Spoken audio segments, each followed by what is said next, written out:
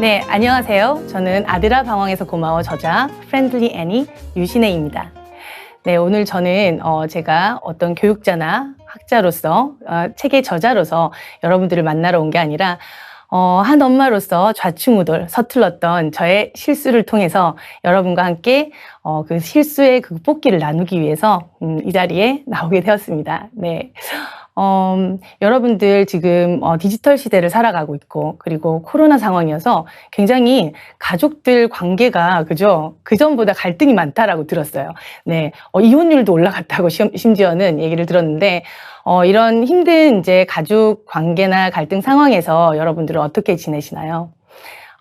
이런 가족 관계나 주변 여러 가지 물리적인 여건들에 대해서 저희가 저희 감정과 생각을 이제 스스로 변화시키는 가운데 행복하고 편안한 그런 육아를 하면서 이제 자신의 삶을 찾아갈 수 있다라는 것이 오늘 제가 여러분들과 나누고 싶은 이야기가 되겠습니다. 네, 우선 네, 저를 소개를 이제 간단하게 드릴게요. 뭐 다른 얘기보다는 저는 25년 동안 아이들에게 영어를 가르쳐 오고 있는데 영어를 오랫동안 가르치다 보니까 아이들에게 언어로서 습득할 수 있도록 아이들에게 도움을 주어야 되겠다. 그리고 조금 더 느리더라도 정확하게 배우고 배움 자체가 아이들에게 즐거움이 되면 좋겠다라는 희망을 가지고 그렇게 접근을 하고 있습니다.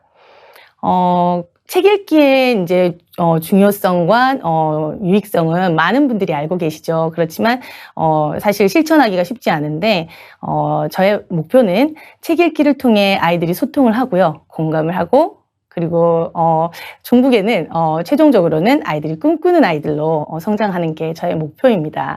그래서 그것에 조금이나마 도움이 되는 그런 교육을 지향하고자 합니다. 네, 그리고 아이들이 오랫동안 아이들을 보다 보니까 마냥 행복하지만은 않아요. 네, 이 세상 모든 아이들이 행복하고 이제 건강하게 성장하면 좋은데 지금 현재 이제 환경들이나 이런 것들이 그렇게 만만하지는 않더라고요. 그래서 이런 세상의 모든 아이들이 행복하고 건강하게 성장하기 위해서는 우선 어른들의 노력이 필요한 것 같습니다. 네, 그런데 어른들 중에도 가장 중요한 사람이 누구일까요? 네, 부모님, 그리고 특히 어머님이시겠죠. 그래서 이 어머님들은 이제 결혼을 하는 순간 자녀 양육과 어떤 가정 생활을 꾸려 나가시다 보니까 자신을 점점 잃어가시죠. 그리고 20년간 아이를 진짜 정성껏 키우고 가정에 진짜 헌신하시고 그렇게 사시다 보면은 20년 전에 내가 결혼하기 전에 있었던 꿈들이 무엇인지조차 잊어버리고 살아가시는 경우가 많은 것 같아요.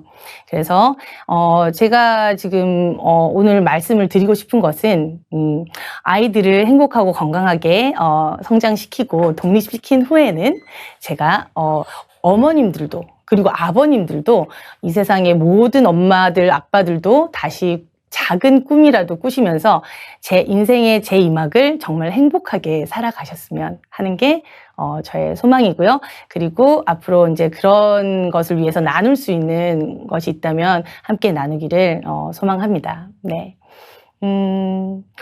네. 지금 여러분 이 순간 행복하신가요? 이 질문에 바로 네 하고 대답을 하시는 분들은 정말 축복입니다. 네. 그런데 이 질문에 대답하기가 그렇게 쉽지는 않은 것 같죠? 네. 저는 행복 지수를 나름대로 1에서 5로 나눠 보자면 1 단계는 되게 무기력하고 우울하고 나는 지금 재밌는 것도 하나도 없어. 정말 매일 절망적이고 되게 힘들어. 이렇게 느끼시는 분이 1이라면 5 정도는 이제 정말 굉장한 행복감이죠. 5인 상태는 인생의 모든 희노애락을 다 살아있는 것처럼 느끼면서 진짜 순간순간이 행복하다 이렇게 말씀하실 수 있는 분들은 5라고 말씀드릴 수 있는데 한번 생각해 보시면 좋을 것 같아요. 나는 지금 어떤 상태인가? 1, 2, 3, 4, 5. 그 단계 중에 나는 지금 어디쯤 있는가 한번 생각해 보시면 좋을 것 같아요. 음. 행복의 정의는 사람들마다 굉장히 다르죠. 다르고 그리고 행복을 느끼는 포인트들도 다 다릅니다. 그런데 행복이 마냥 기쁘고 즐거울 때만 행복을 느낀다라고는 할 수 없는 것 같아요. 인간은 희노애락을 느낄 수 있는 그런 존재로 태어났잖아요. 그래서 노 아주 분노할 때도요. 정말 내가 사랑하는 사람을 위해서 그리고 어떤 사회적인 정의를 위해서 분노를 한다면 그건 살아있는 삶이고 행복한 삶이 될 수 있다라고 생각을 하고요. 그리고 그죠. 슬픔? 슬픔도 내가 너무 나의 가족을 사랑하고 내 자녀를 사랑하고 그러다 보니까 오는 그런 슬픔들 함께 슬퍼해 줄 수 있고 그리고 우리 이웃의 안타까운 부분들을 같이 슬퍼할 수 있고 이런 것도 행복이라고 생각을 합니다. 그래서 행복이라는 것은 정말 '내가 살아 있구나. 정말 살아있는 삶을 살구나.'라고 느낄 때 있다라는 생각을 저는 개인적으로 해 봅니다. 네. 그런데 저는 사실은 한 3-4년 전만 해도 저의 행복 지수는 1 이었어요. 1 이었고 1 에서도 모자라 0 으로 막 향해 가고 있었어요. 삶이 너무나 힘들고 지치고 그리고 그 주변 사람들이 자꾸 원망이 되고요. 제 행복이 남편이 어째서 안 행복하고 뭐 자녀가 어째서 안 행복하고 그런 생각을 하면서 '나는 일하는 기계인 것 같아.' 그리고 퇴근해서 돌아오는 길에는 '어머 죽으면 이 고통이 없어질까?' 이런 생각까지도 해 봤어요. 그러다 보니까 정말 바닥을 거의 치는 순간에 어느 날 갑자기 아들의 방황이 또 시작이 되었습니다. 그런데 그 아들의 방황이 시작이 되면서 제 인생이 완전히 달라진 것 같아요. 제 책의 제목이 "아들아 방황해서 고마워." 이거든요. 근데 아들이 방황했는데 뭐가 고맙지? 라고 궁금해하시는 분들 있으시겠죠. 그런데 아들의 방황이 사실은 제가 그 방황의 기간을 겪으면서 저는 저의 성장을 볼 수가 있었어요.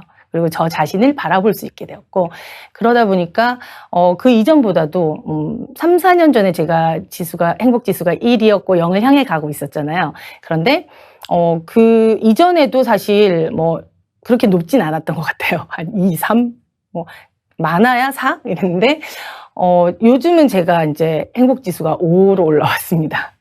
아들 덕분에 아들의 방황 덕분에 저 자신을 찾게 된 게 큰 계기가 되었고요. 아들이 인제 중학교 2 학년 무렵에 친구랑 뭐 "파자마 파티를 하면 안 되냐?" 이렇게 전화가 왔어요. 그래서 그래 부모님 허락을 받으면 그래 하도록 해." 그랬는데 부모님 허락이 있을 수 없는 상황이었는지 연락이 없이 그날 안 들어왔어요. 그래서 그날이 아들의 방황이 시작이 된 날이거든요. 그렇게 시작된 아들의 방황은 지금 한 3년 정도 됐는데 엄청 그 클라이맥스로 간 시절은 한 2년 정도 된 것 같아요. 그래서 2년 정도를 일상생활이 불가능할 정도로 그런 방황을 하다 보니까 제가 아 생각을 인제 쪼끔 달리하게 되었어요. 그전에는 쪼금이라도 욕심이 있었거든요. 우리 아이가 제대로 된 궤도에서 이렇게 제대로 가야 되라는 욕심이 있었는데 아들의 방황이 그렇게 인제 결정적으로 막 치닫다 보니까 그 생각을 좀 달리하지 않으면 온 가족이 인제 살 수가 없는 상황이 됐기 때문에 생각을 달리했어요. '아들을 좀 이해해 볼까? 어떻게 하면 아들에게 일상을 찾아줄 수 있을까?' 이런 생각을 하면서 제가 쪼끔 생각을 달리하기 시작했습니다. 네. 처음에 아들이 방황을 했을 때는 굉장히 인제 저 자신을 일단은 자책을 했고요. 그리고 주변 사람들을 원망을 했고요. '도대체 왜 그런 걸까? 누구의 잘못일까?' 이렇게 생각을 해 보고 아이의 일상을 찾아주기 위해서 노력을 하다 보니까요. 공부를 하게 되더라고요. 그래서 공부를 하고 조언을 구할 사람이 있으면은 가서 직접 물어보기도 하고 그렇게 하다 보니까 이게 아이의 방황은 이렇게 어느 한 사람만의 잘못은 아니었고 모든 게 복합적으로 이렇게 작용을 했던 거더라고요. 그래서 인제 공부를 하면서 제가 생각을 하면서 이렇게 몇 가지 인제 키포인트가 되는 부분들을 찾아냈어요. 사실 처음에는 제가 아들이 방황을 시작했을 때 친구나 선배 원망도 좀 했었어요.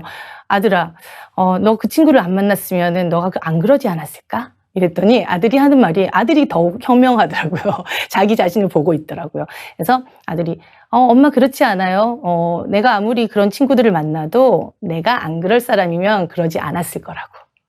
그게 정답이었더라고요. 그래서 아들의 방황과 아들의 생각 그리고 모든 것들을 겪으면서 이제 제 생각이 점점 바뀌어갔고 이 사춘기라는 것은 나쁘지만은 않은 것 같다라는 생각을 하고 있어요, 지금은. 심지어 이제 아주 심한 방황을 하더라도 그 시간을 의미 있는 시간들로 만드는 거는 그다음에 우리가 할 수 있는 일들이더라고요. 사춘기는 아이가 자기를 찾아가는 시간이고요. 그런데 그런 사춘기에 요즘은 굉장히 환경적으로 디지털 환경에 아이들이 무방비로 노출이 되어 있죠.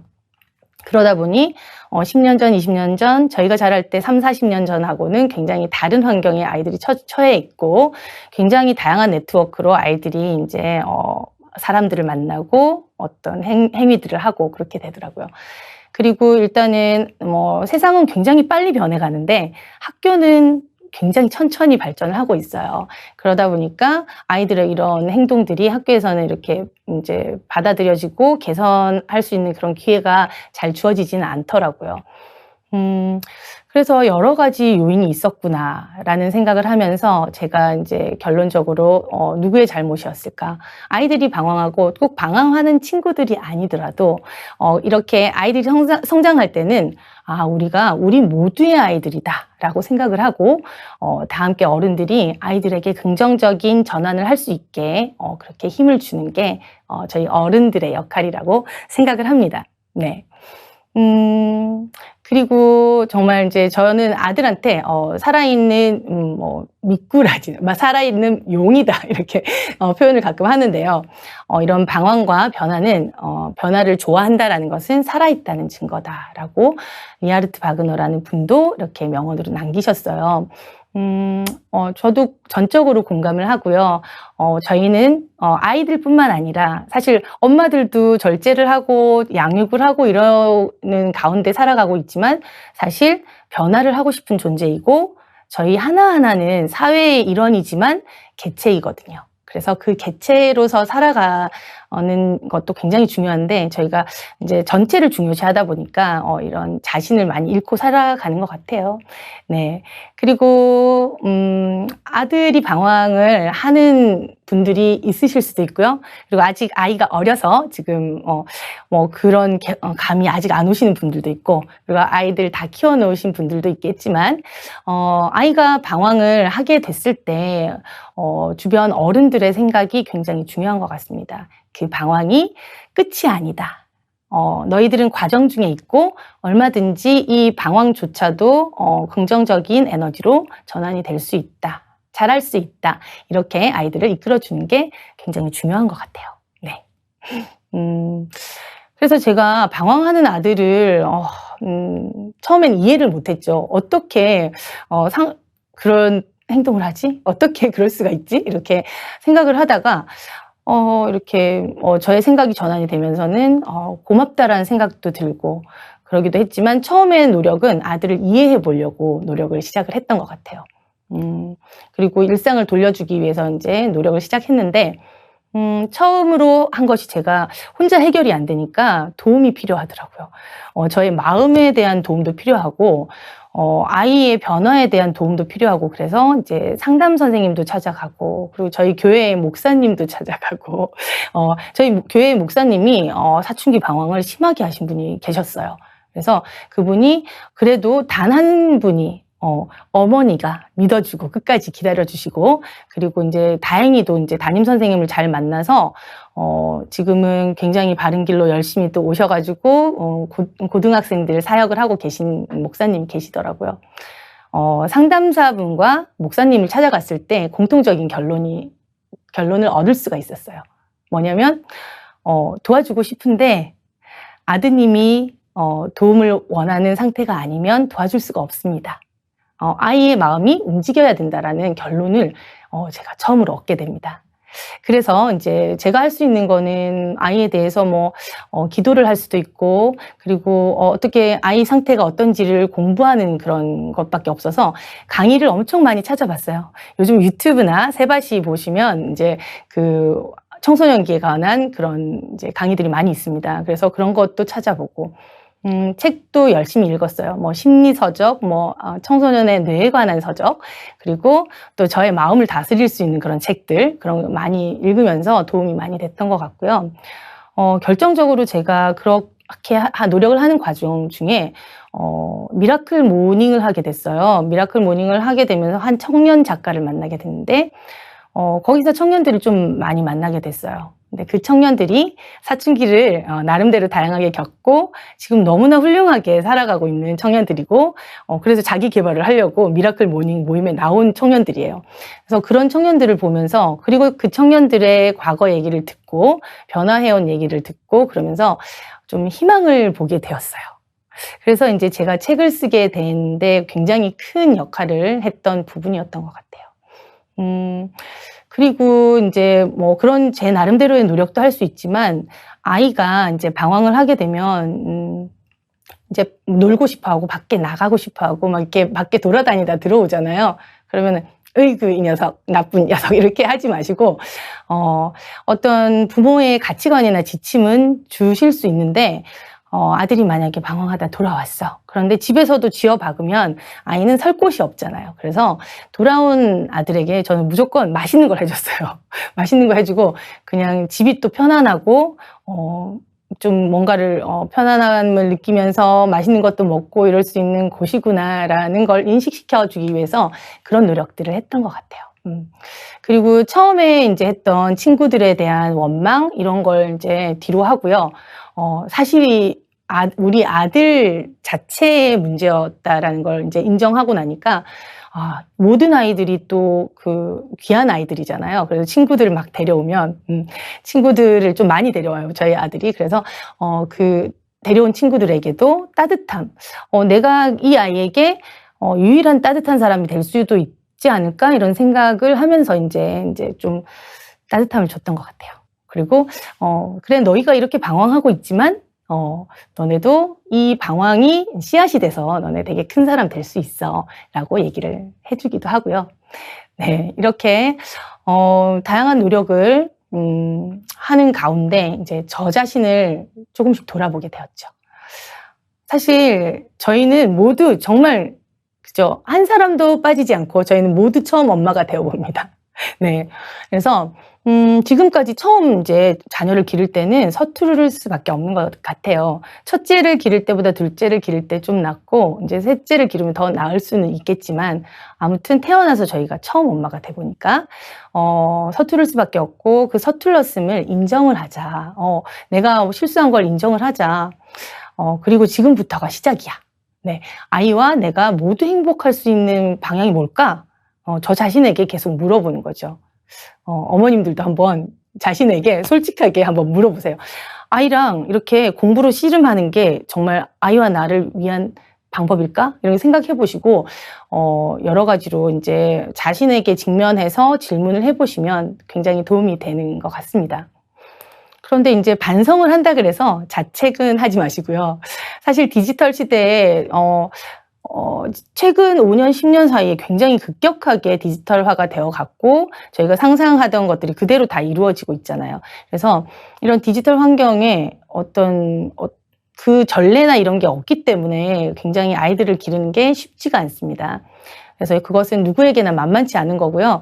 그러다 보면은 이제 엄마 혼자서 해결하는 것은 거의 불가능이라고 보시면 되거든요. 그래서 모두가 함께 주변 사람들, 가족들, 이웃들, 그리고 학교, 나라 모두가 함께 아이들을 길러야 된다라고 생각을 합니다. 네. 이렇게 아이를 이제 행복하고 건강한 아이로 기르기 위해서, 그리고 나 자신을 또 돌아보면서 이렇게 아이를 길러가다가 사춘기가 오죠. 그러면 사춘기가 오면은, 그 이전에는 아이들이 사실 초등학교 저학년에는 돌봄이 굉장히 많이 필요하고 사랑이 많이 필요한 그런 시기고, 그리고 오히려 초등학교 때는 아이에게 어떤 지침을 주거나 어떤 엄격한 그런 기준을 가르치는 시기라고 생각이 들어요. 그런데 사춘기에는 아이들이 아무리 강요를 해도 본인들이 원하지 않는 건 안 하거든요. 뇌가 안 움직인대요. 반응을 안 한대요. 그래서 아이에게 결정권을 주셔야 될 것 같아요. 제가 주변에 이렇게 여쭤보니까 요즘은 5, 6학년에도 벌써 이제 사춘기 비슷하게 3.5춘기가 와서 아이들을 다루기가 굉장히 힘들다고 하시는데, 그럴 때부터 이제 시작을 하시면 될 것 같거든요. 그래서 그런 결정권을 이제 아이에게 넘겨주는 방법이 아이에게 질문을 계속 해주면 될 것 같아요. 의논을 하고, 무조건 부모가 옳다고 생각하는 방향으로 이렇게 무조건 밀어붙일 게 아니라 아이에게 계속 이 방법은 어떻게 생각하니? 너가 생각하는 방법은 어떤 게 있니? 계속 물어봐 주시면서 그렇게 아이에게 결정하는 경험을 계속 하게 그렇게 해주시면 좋을 것 같아요. 네. 그렇다면 이렇게 아이를 건강하게 행복하게 길러놓고 독립을 하게 됩니다, 저희가 이렇게 자녀를 양육하면서. 그러면 과연 여러분들은 삶의 목표가 있으신가요? 삶의 목표가 무엇인가요? 이제 여러분 자신을, 엄마 아빠 자신을 돌아볼 때가 오는 것 같아요. 사춘기는 아이의 독립기이기도 하지만 부모들의 독립기이기도 한 것 같습니다. 제2의 독립기. 네, 그래서 삶의 목표를 한번 생각해 보셨나요? 지금 한번 생각해 보실까요? 삶의 목표가 무엇인가?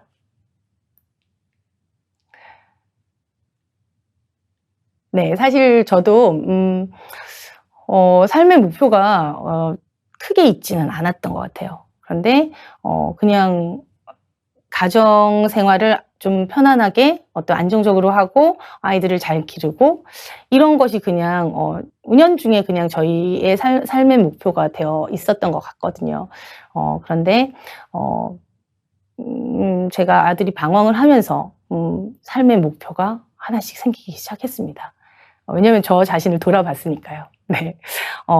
자신을 돌아본다라는 게 어떤 의미인지 그전엔 생각조차 못했던 것 같아요. 어떤 주변의 그런 관념들과 어떤 다른 이들의 시선과 이런 것들에 제가 어우러져서 그냥 거기에 맞춰서 살아왔던 저에게, 사실 저희 아들도 방황을 했는데, 딸은 이제 크게 그런 문제는 없었지만 딸도 개성이 굉장히 강하거든요. 그래서 저는 아이들이 온몸으로 자신들을 표현을 했어요. 그래서 그런 온몸으로 자신을 표현하는 그런 아이들 덕분에 저는 저와 마주하게 되었답니다.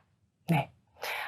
그러면서 이제 여러 가지 질문을 했는데, 그 질문들 중에서 제가 좀 결정적으로 저에게 영향을 미쳤던 그런 질문들 9가지를 뽑아봤어요. 일단 이 질문은 많이 하실 것 같아요. 살다 보면, 정신없이 살다 보면 어느 순간 내가 누구지? 나 지금 괜찮아? 나 행복해? 이렇게 생각해 보시는 분들 있을 거거든요. 그리고 앞으로 어떻게 살 것인가? 내가 나 지금 왜 살고 있지? 무엇을 위해서, 무엇 때문에 살고 있지? 그런 생각을 한 번쯤은 다 해보실 것 같아요. 네, 그런 질문으로 시작해서 그다음 제가 생각을 했던 게, 나는 그럼 내가 뭘 할 때 가장 행복하지? 이런 생각을 했던 것 같아요. 그런데 그걸 제가 처음에 찾기가 힘들더라고요. 그런데 미라클 모닝을 하고 어떤 책을 계속 읽고 그 모임을 통해서 이제 달리기를 시작했는데, 그때 제가 처음으로 알았습니다. 제가 달리기를 하면 행복하구나. 어릴 때 20살 이전까지 조금 달려보다가 그 이후에는 한 번도 달려본 적이 없는데, 달리기를 하니까 내가 행복하네? 그래서 이렇게 제가 할 때 뭔가 행복한 것들을 하나씩 찾아가기 시작했고요. 그리고 무엇을 할 때 나는 내 스스로가 가치 있는 사람이라고 느껴지는가? 이런 생각도 해봤어요. 사람은 사실 가치 있는 사람이라고 본인이 느껴질 때 행복감을 느낀다고 합니다. 그리고 자기가 성장을 할 때 하고. 그래서 그런 이제 생각들도 해보기 시작했고요. 그리고 그다음 질문이 되게 중요한데요. 지금 나에게 가장 지배적인 감정은 무엇인가? 지금 여러분들이 가장 지배적인 감정이 무엇인가요? 어 저는 그 당시에 한 3-4년 그 당시에는 그 당시는 되게 우울감과 슬픔 그런 것들이 인제 저의 지배적인 감정이었더라고요. 그래서 '아 이 감정에서 내가 빠져나오지 않으면 정말 큰일 나겠구나.' 이런 걸 인제 인지를 했던 것 같아요.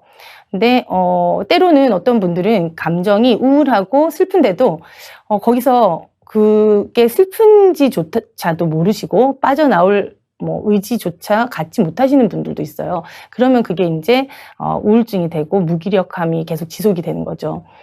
그리고 인제 "내 삶에 있어서 가장 중요한 것은 무엇인가?"라는 질문에는 보통 부모님들은 자식이 중요하죠. 그리고 자녀가 중요하고 가족이 중요하고 그런데 인제 '그 앞에다가 자신을 좀 한번 놓아 보면 좋겠다.' 이런 생각을 해 봅니다.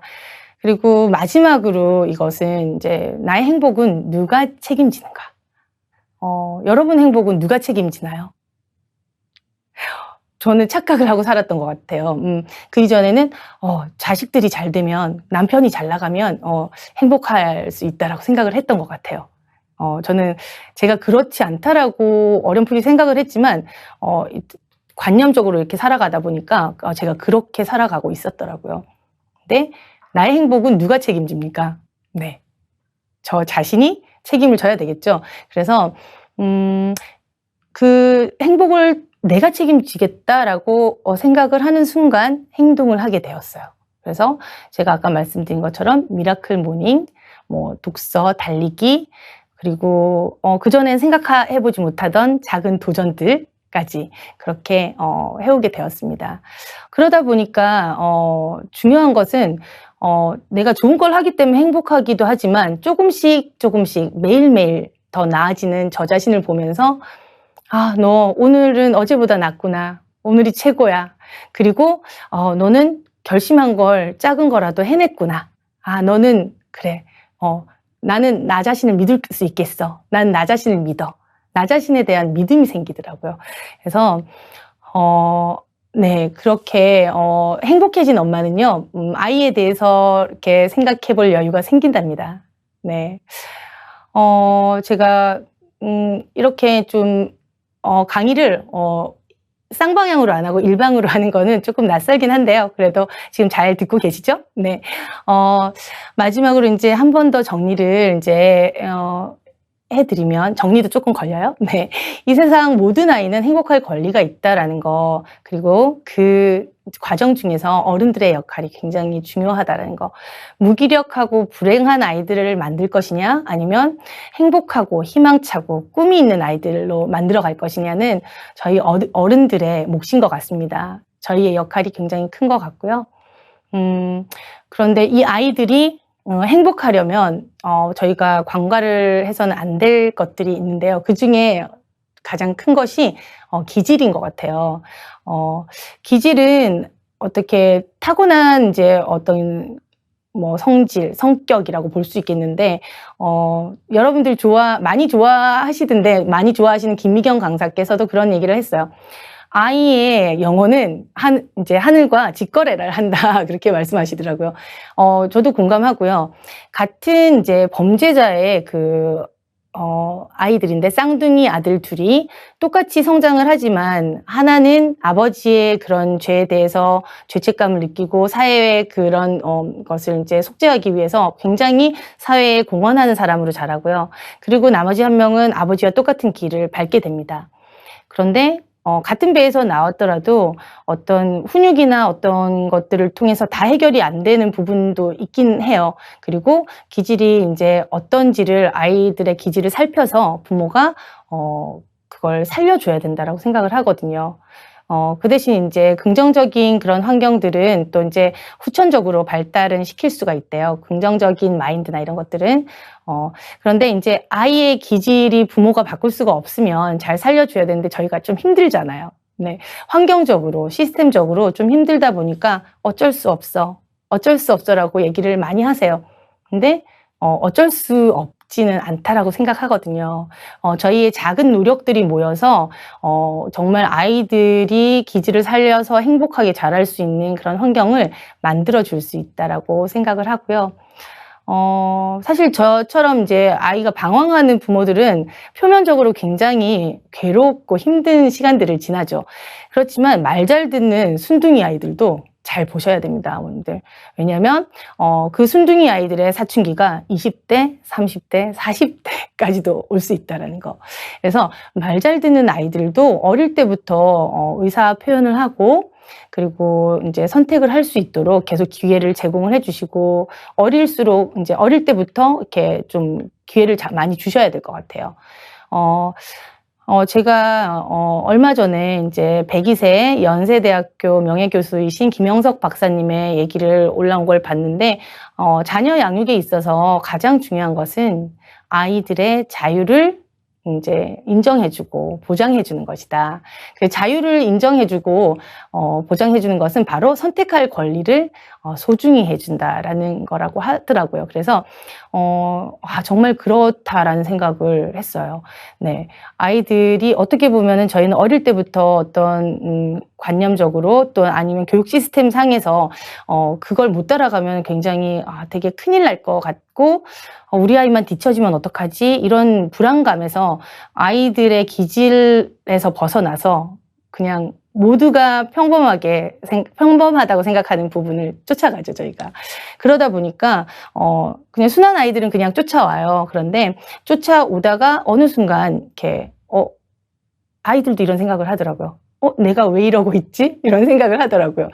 그래서 제가 만난 그 한 청년 중에는 고등학교 3학년 때까지 굉장히 열심히 공부를 해서 정말 이제 유명 대학에 입학을 가능하다라고 가늠을 하고 있었는데, 고3 때 갑자기 내가 왜 이렇게 열심히 사는 거지? 이런 생각을 하면서 집을 나와요. 집을 나와서 절에 들어갑니다. 그래서 절에서 3년을 지내게 돼요. 3년 동안 자신을 찾는 시간이었다라고 하더라고요. 그리고 다시 돌아왔을 때도 부모님의 도움을 절대 받지 않고요. 노숙부터 시작했어요. 노숙부터 시작해가지고 노숙하면서 알바를 했거든요. 아르바이트를 해서 돈을 벌면 월세방으로 옮겨갔어요.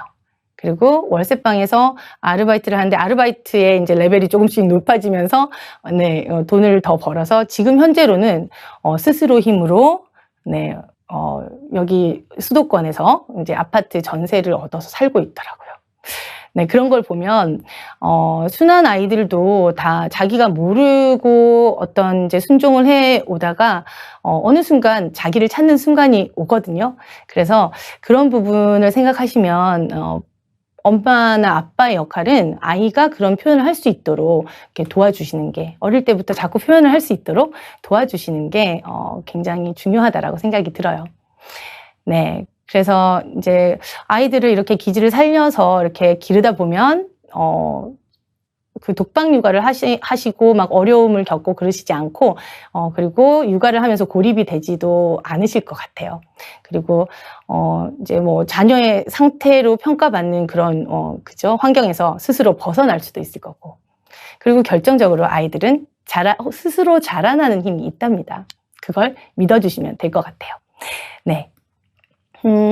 이렇게 아이들을 잘 이제 기질을 인정하고 이제 성장시키고, 그다음 저희가 해야 할 거는 아이에게서 한 걸음을 물러나는 거예요. 한 걸음을 물러나면 물리적으로 시간이 생깁니다. 그러면 그 시간을 활용해서 엄마가 성장할 수 있고 엄마가 행복할 수 있는 일을 할 수가 있어요. 네. 그리고 아까도 말씀드렸지만 방황은 절대로 끝이 아니라는 거. 아이들의 실수와 방황은 실패가 아니고 과정입니다. 어떤 분이 얘기를 하더라고요.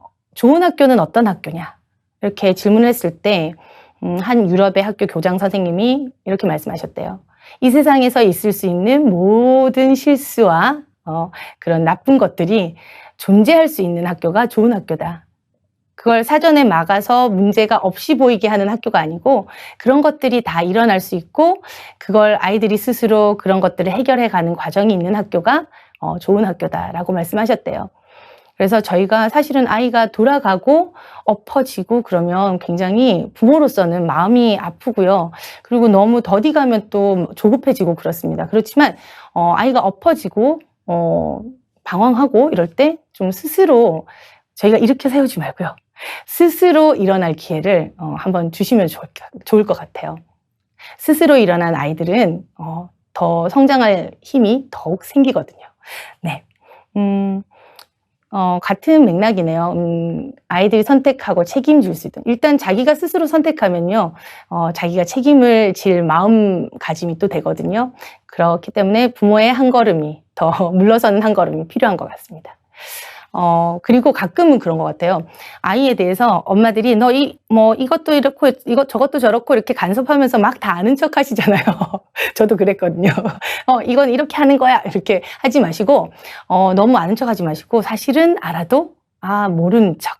그리고 조금 물러나서 기다려 보시면 아이가 실수를 할 수도 있고, 제대로 갈 수도 있지만, 어쨌든 스스로 걸음을 떼잖아요. 그러면 아이들은 분명히 더 큰 발전을 하거든요. 그래서 아는 것도 좀 모른 척 해줄 때도 필요한 것 같습니다. 네. 그리고, 아이와 약간 거리를 두면 이제 엄마의 삶에 집중하는 시간도 생기고요. 그리고, 또 조금 거리를 두면요. 아이가 더 사랑스러워 보여요. 너무 가까이 가면은 막 짜증나고 서로 막 투덜거리고 싸우고 갈등이 일어날 일이 많지만, 조금 물러서서 이렇게, 아이만의 시간을 준다면, 꽤 사랑스러운 시간들이 좀 늘어납니다. 네. 그리고 또 인제 그러다 보면은 또 지지를 또 할 수 있게 되고 그런 표현을 할 수 있는 마음이 또 엄마한테 생기기도 하고요. 어 그리고 저 같은 경우는 제가 아이들에게 물러났더니 아이들이 다가오더라고요.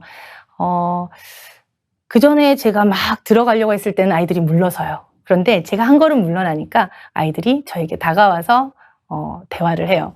그래서 그렇게 되면은 아이와 인제 대화를 할 수 있게 되더라고요. 그래서 아이와 이렇게 대화를 여러 가지로 이렇게 대화를 할 수 있게 되는데, 요즘은 저는 인제 저희 딸은 유튜브를 막 많이 보는데, 예전 같으면 인제 유튜브만 보냐. 너 좀 그만 봐." 이렇게 했을 텐데 "뭘 보니?" 그러면 인제 자주 보는 그런 먹방 유튜브도 같이 보고, 그리고 영어로 이렇게 또 찾아보는 이렇게 동기부여 유튜브도 있더라고요. 나름대로 인제 자기가 그렇게 또 여러 가지로 다양하게 아이들은 또 스스로 또 찾아서 그렇게 가는 부분이 있더라고요. 그래서 쪼끔만 물러나시면 아이들이 다가오기도 합니다. 네. 네. 사춘기 아이로부터 이렇게 엄마의 독립이 저의 최종적인 목표거든요. 엄마가 독립을 해야지 아이도 제대로 독립을 할 수 있어요. 엄마가 불안해서 계속 아이 곁에 머물고 도와주거나 이렇게 되면 아이가 독립할 기회를 잃어버리는 것 같거든요. 그래서 나름대로 단계별로 네. 일단은 저희가 저희의 생각과 감정을 스스로 바꿔보면요. 그다음에 제 감정의 주인이 되게 됩니다. 그러면 그 감정의 주인이 된 엄마는 서서히 아이들로부터 독립을 하게 되죠. 이제 서서히 떨어져서. 그러면 독립을 하게 되면 그다음 단계는 아이도 부모로부터 독립을 하게 됩니다. 네. 아이가 독립을 하게 되면 자, 엄마도 아이도 행복한 개체로 꽃을 피울 수가 있어요. 네. 저희 아들이 상태가 되게 심각했었거든요. 그런데 그냥 좀 물러서서 이렇게 따뜻하게 격려를 해 주고 대화를 나누고 했더니 저희 아들은 인제 고등학교 1학년 때 그만뒀는데 그다음에 쪼끔 방황을 하다가 스스로 "대학을 가겠다." 그러더라고요. 대학을 처음에는 안 가겠다 그랬어요. 그래서 "그래도 대학을 나오면 쪼끔 더 사회생활하기가 좋을 텐데." 이렇게 얘기를 해도 그전에 본인이 마음이 안 먹힐 때는 전혀 움직이지 않다가 본인이 여러 가지 인제 부모 말고도 외부적으로도 많은 정보를 접하잖아요. 그러다 보니까 '아 내가 대학을 가야 되겠구나.'라는 생각이 들었나 봐요. 그래서 어느 날 갑자기 검정고시를 치겠다.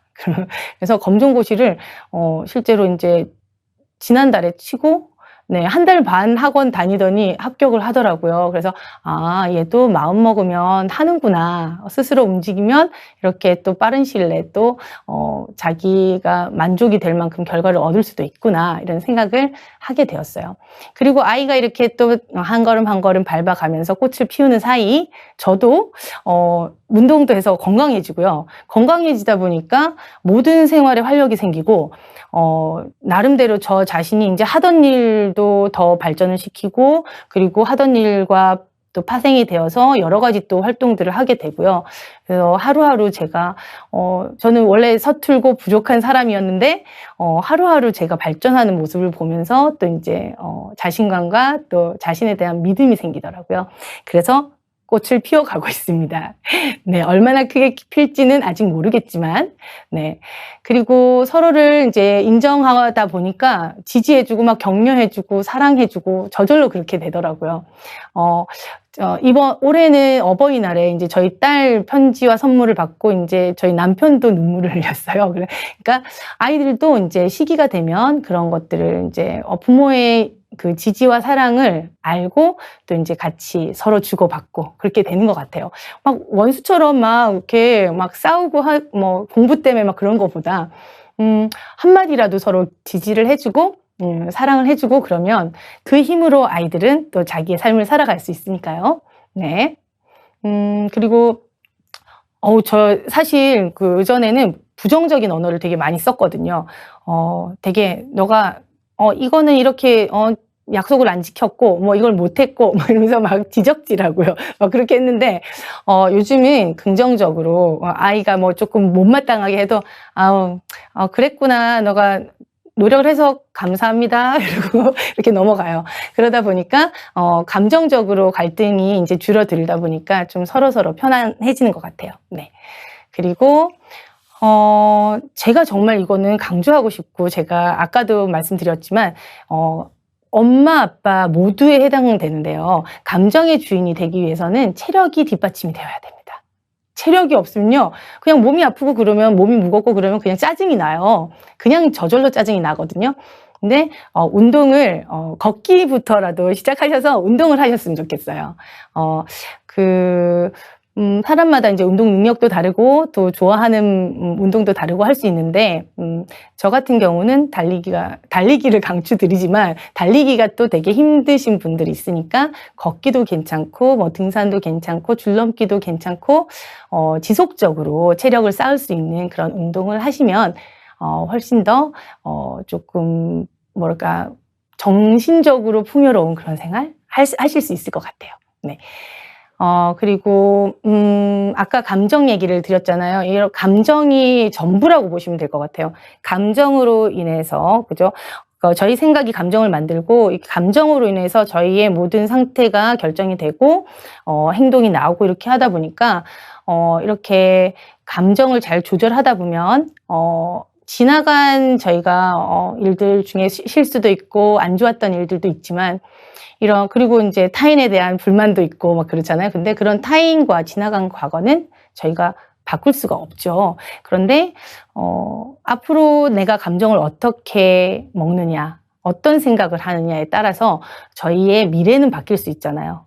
그리고 아이와도 마찬가지인 것 같아요. 지금 뭐 사춘기를 겪고 계시는 분들, 또는 초등학교 2, 3학년, 4학년, 5학년 지금 지나오시는 분들, 아이들과 막 이렇게 서로 스트레스 받고 막 감정이 올라올 때 한 번 더 나는 내 감정의 주인이다 라고 생각해 보시고 아이와 한 템포 쉬어 가시면서 이렇게 그 다음 반응을 하신다면 조금 감정이 극단으로 치닫거나 힘든 부분은 피할 수가 있는 것 같아요.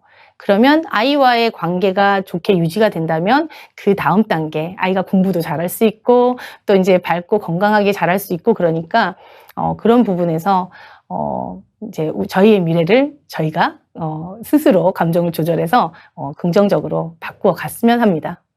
네, 이렇게 사춘기 아이들 부모님들은 잘 독립을 하셔서 인생 제2막을 굉장히 행복하게 지내셨으면 하는 바람으로 오늘 강의를 준비해 봤고요. 네, 어느새 지금 45분이 지났네요. 네, 45분간 잘 들어주신 분들 너무나 감사드리고요.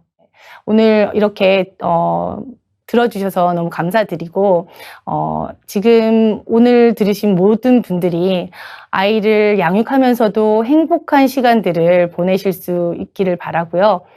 그리고 그 행복한 시간들 속에서 스스로를, 자신을 찾아가는 시간도 많이 많이 경험을 하시고, 그리고 아이가 자란 뒤에 정말 엄마도 아이도 행복하게 자라서 진짜 1년에 한두 번 보더라도 서로 보면서 너무 보고 싶었어, 사랑해, 이렇게 얘기할 수 있는 그런 부모와 자녀의 관계가 되시길 바랍니다.